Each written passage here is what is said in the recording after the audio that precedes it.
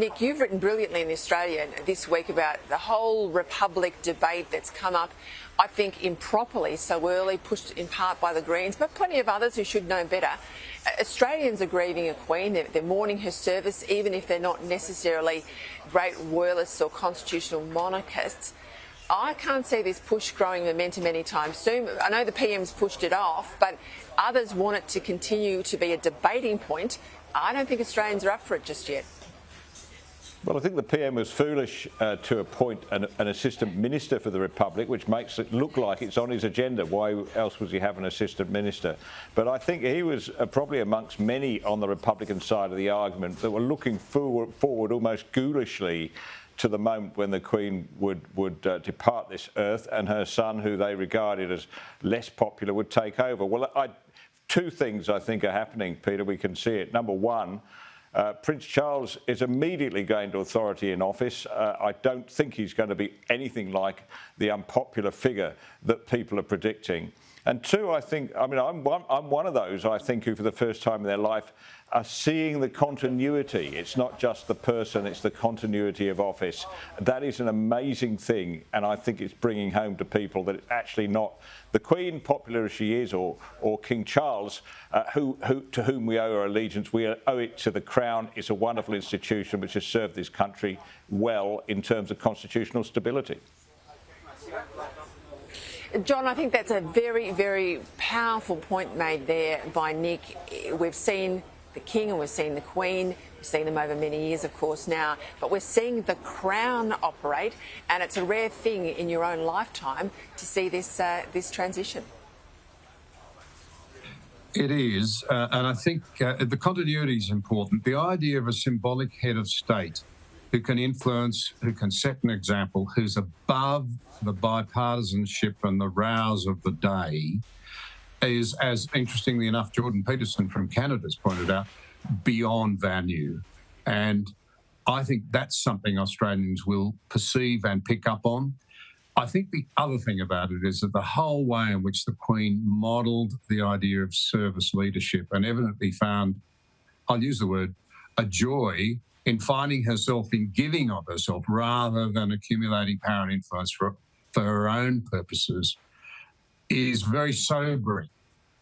And that, I hope, is something that the naysayers, the negatives, the graspers for power, so ugly in so much of our society today, might stop and think about, and the rest of us might also seek to remind them that this grasping for power that we see now, for one's own ends, for the purposes of ideology rather than service, says something very profound about character.